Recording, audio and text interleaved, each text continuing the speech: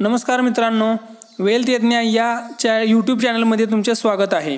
Share मार्केटमध्ये investment करून सामान्य माणूससुद्धा कसा असामान्य बनू शकतो हे मी तुम्हाला या व्हिडिओमध्ये दाखवणार आहे।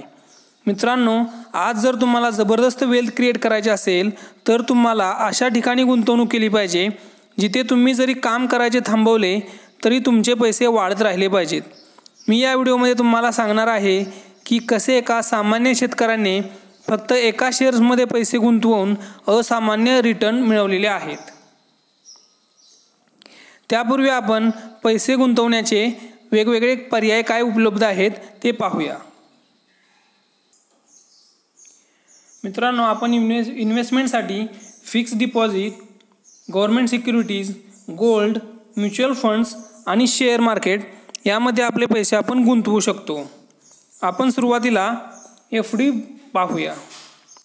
पैसे गुंतवताना आपण नेट रिटर्न्स लक्षात घेतले पाहिजेत। म्हणजे आपण जर एफडीमध्ये गुंतवणूक करत असाल तर तुम्ही इन्फ्लेशन आणि तुम्ही कोणत्या टॅक्स ब्रॅकेटमध्ये येता ते विचारात घेऊन तुम्ही पैसे इन्व्हेस्ट केले पाहिजेत।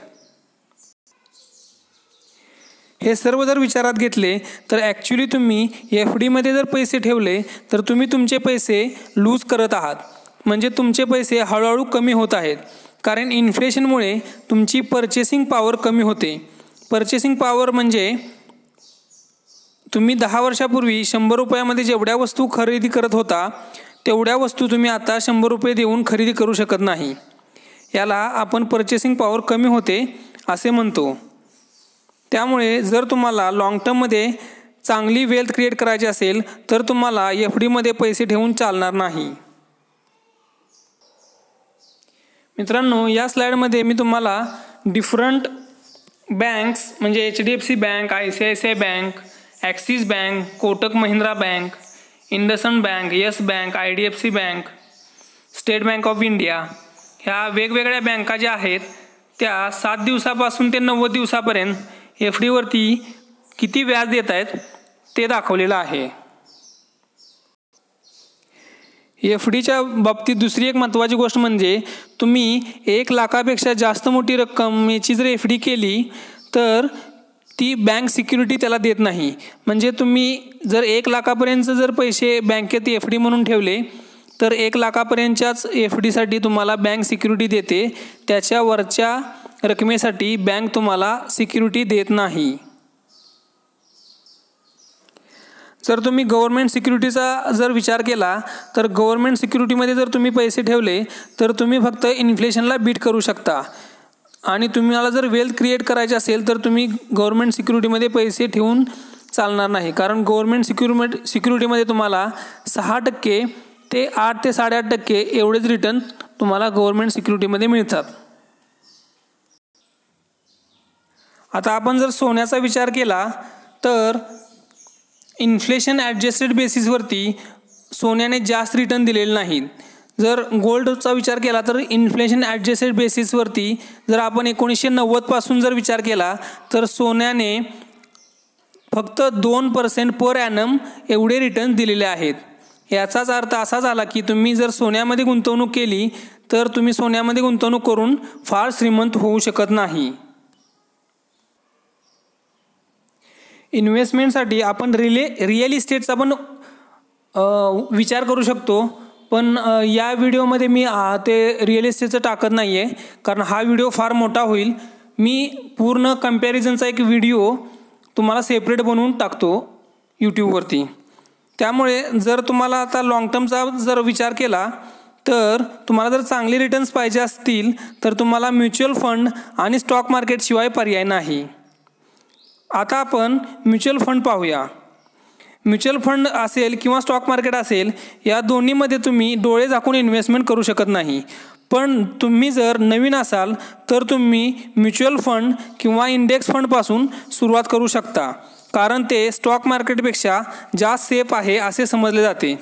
पण तुम्ही मला स्वतःला जर विचारले तर मी म्युच्युअल फंडमध्ये इन्व्हेस्ट करत नाही, कारण म्युच्युअल फंडचा जर विचार केला तर जरी ते इन्फ्लेशनला बीट करत असले तरी त्यामध्ये म्युच्युअल फंड हाऊसेस जे असतात ते तुम्हाला चार्जेस लावतात। म्हणजे ते तुम्हाला एक्सपेन्स रेशो ते चार्ज करतात।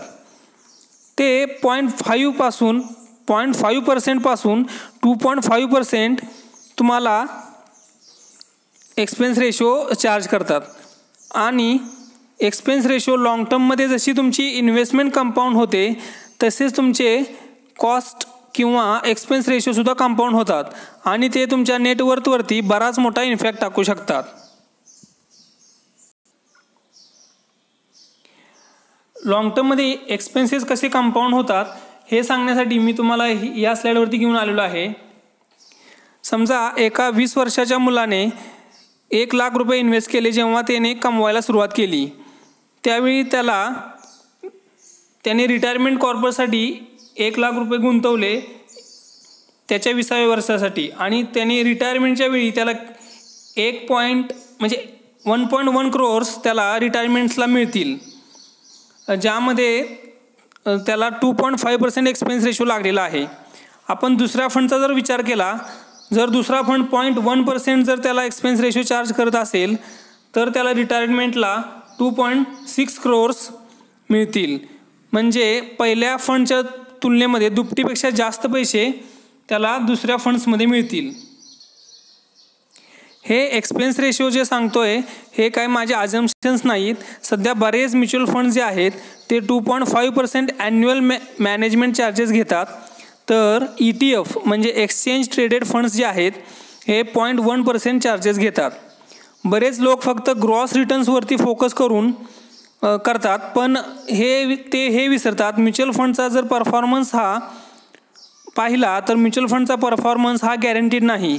तो कधी वर तर कधी खाली होऊ शकतो, पण जो एक्सपेन्स रेशो आहे तो फिक्स आहे आणि तो काही झालं तरी लागणारच आहे. बऱ्याच मोठ्या माणसाने एका म्हणलेलं आहे, मृत्यूनंतर जर काही अटळ असेल तर टॅक्सेस आणि एक्सपेन्सेस ह्या दोनच गोष्टी शाश्वत आहेत. 0.1% एक्सपेन्स रेशो आणि 2.5% एक्सपेन्स रेशो याचा जर आपण पर्सेंटेज टर्ममध्ये जर विचार केला तर 10 वर्षानंतर दोन्हीच्यामध्ये 24% फरक पडतो. 20 वर्षानंतर 53% फरक पडतो. 30 वर्षानंतर 89% फरक पडतो आणि 40 वर्षानंतर 133% एवढा दोन्हीच्या रिटर्न्समध्ये एवढा फरक पडतो. त्यामुळे म्युच्युअल फंडमध्ये तुम्ही जर गुंतवणूक करत असाल तर विचार करून गुंतवणूक करा. कोणते फंड हाऊसेस किती चार्जेस घेतात म्युच्युअल फंडचे याचा विचार करून तुम्ही म्युच्युअल फंडमध्ये गुंतवणूक करताना केली पाहिजे. याच्यासाठी मी तुम्हाला ही स्लाईड दाखवलेली आहे. मित्रांनो, 1990 पासून जर वेगवेगळ्या इन्व्हेस्टमेंट ऑप्शन्समध्ये जर पैसे गुंतवले असते तर त्यांनी किती रिटर्न्स दिले असते हे आपण ह्या स्लाईडमध्ये पाहणार आहोत. जर पैसे ते बँक सेविंग्स अकाउंटमध्ये जर ठेवले असते तर 1990मध्ये जे 1 लाख रुपये होते ते 2.9 lakhs झाले असते. ते जर डेट इन्स्ट्रुमेंट्स म्हणजे FD किंवा गव्हर्नमेंट सिक्युरिटीमध्ये जर ठेवले असते ते 9.3 lakhs म्हणजे 9 लाख रुपये झाले असते.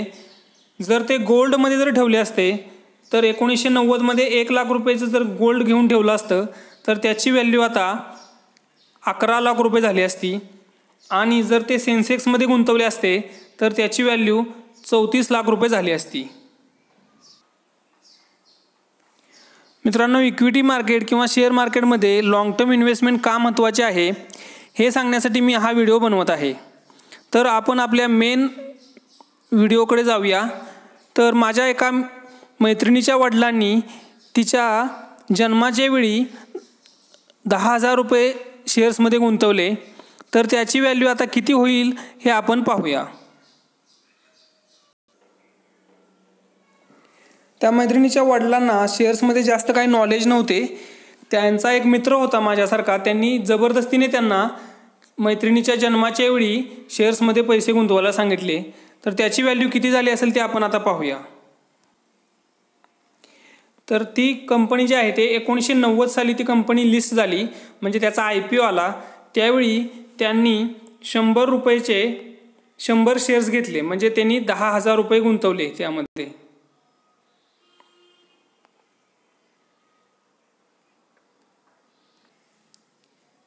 त्यांनी सुरुवातीला फक्त 10,000 रुपये गुंतवले, म्हणजे 1980 साली त्यांनी 100 शेअर्स त्यांना मिळाले 10,000 रुपयाचे. 1981 मध्ये त्या कंपनीने त्यांना 1:1 बोनस दिला, त्यामुळे त्यांचे शेअर्स 200 शेअर्स झाले. 100चे 200 झाले शेअर्स. 1985 मध्ये परत 1:1 बोनस मिळाला, त्यामुळे 200चे 400 शेअर्स झाले. 1986 मध्ये तो स्टॉक स्प्लिट झाला आणि त्याचे 10,000 रुपये झाला फेस व्हॅल्यू त्याची. त्यामुळे 10 रुपये फेस व्हॅल्यू झाली त्याची, त्यामुळे 400चे 4,000 शेअर्स झाले. 1987 मध्ये परत 1:1 बोनस मिळाला. 89 मध्ये पण 1:1 बोनस मिळाला आणि 95 मध्ये पण 1:1 बोनस मिळाला. त्यामुळे 87 ते 95 त्यांचे शेअर्स 64,000 शेअर्स झाले त्यांचे. 1997 मध्ये त्यांना 2:1 बोनस मिळाला, त्यामुळे त्यांचे शेअर्स 1,92,000 शेअर्स मिळाले त्यांना.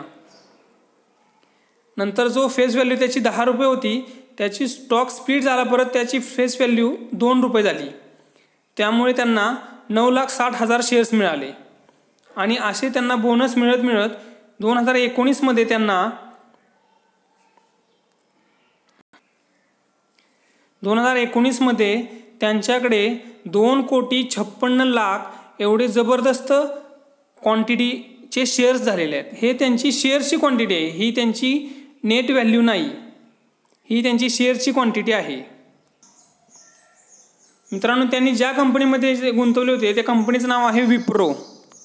आणि मी तर फक्त विचार करताना फक्त बोनस आणि स्प्लिट एवढाच विचार केलेला आहे. त्या कंपनीने दिलेला डिव्हिडंड आहे, त्या डिव्हिडंडचा जर विचार केला तर ही रक्कम फार मोठी होते. समजा ह्या वर्षी म्हणजे 2019-20 किंवा 20-21 ह्या वर्षी जर समजा कंपनीने पर शेअर फक्त 1 रुपयाचा जर डिव्हिडंड दिला तर त्यांना 2,56,00,000 रुपये दरवर्षी मिळतील इथून पुढं. म्हणजे ह्या वर्षी तर तेवढं मिळतील पैसे. मित्रांनो, इथं मी फक्त शेअर्सची क्वांटिटी दिलेली आहे.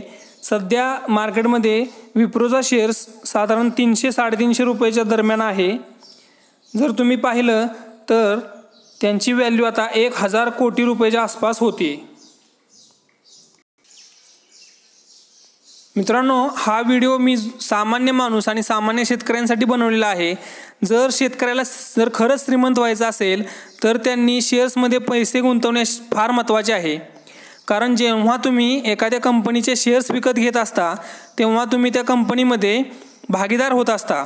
म्हणजेच तुमच्या पैशासाठी IIT आणि IIM मधील लोक काम करतात आणि त्यांच्याबरोबर तुमची ग्रोथ त्यावेळीच पॉसिबल आहे ज्यावेळी तुम्ही त्या कंपनीचे भागीदार होता.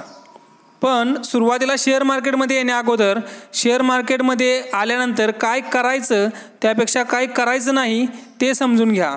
जोपर्यंत तुम्ही शेअर मार्केटमध्ये नवीन आहात तोपर्यंत तुम्ही इंट्राडे, फ्युचर्स आणि ऑप्शन्स यामध्ये अजिबात काम केलं नाही पाहिजे. आणि लिव्हरेज पोझिशनवरती अजिबात खेळू नका. लिव्हरेज म्हणजे काही ब्रोकर्स असे आहेत तर जे तुमच्याकडं 10,000 रुपये जर असले तर ते तुम्हाला 1 लाख 1.5 लाख रुपयेपर्यंतचा माल देतात. म्हणजे 1.5 लाख रुपयेपर्यंतचे शेअर्स तुम्हाला अलाउड करतात घ्यायला. तर तुम्ही जोपर्यंत नवीन आहात तोपर्यंत अशा लिव्हरेज पोझिशन घेऊ नका. कारण लिव्हरेज म्हणजे तुम्हाला फक्त ते नफा दाखवतात पण जो तोटा होतो त्यामुळे तुमचे 10,000 रुपये म्हणजे पूर्ण तुमचं भांडवल ते पूर्ण एका दिवसातसुद्धा उडून जाऊ शकतं. म्हणजे ते पूर्ण तुम्ही लॉसमध्ये जाऊ शकता आणि हे फार डेंजरस आहे. तुम्ही जोपर्यंत नवीन आहात तोपर्यंत तुमचं जी मुद्दल आहे ते मुद्दल कसं सेफ राहील याच्याकडे तुमचं पहिलं लक्ष राहिलं पाहिजे. इंट्राडे म्हणजे शेअर्स आजच घेतले आणि आजच विकले. आणि फ्युचर्स आणि ऑप्शन्समध्ये लॉटमध्ये शेअर्स घ्यावे लागतात पण त्यामध्ये तुमचे संपूर्ण पैसे एकदम जाऊ शकतात. त्यामुळे आपल्याला असं करायचं नाही, आपल्याला आपले पैसे घालवायचे नाही आहेत. त्यामुळे सुरुवातीला शेअर मार्केटमध्ये काय करायचं काय नाही याचा मी सेपरेट व्हिडिओ बनवतो, नाहीतर हा व्हिडिओ फार मोठा होईल.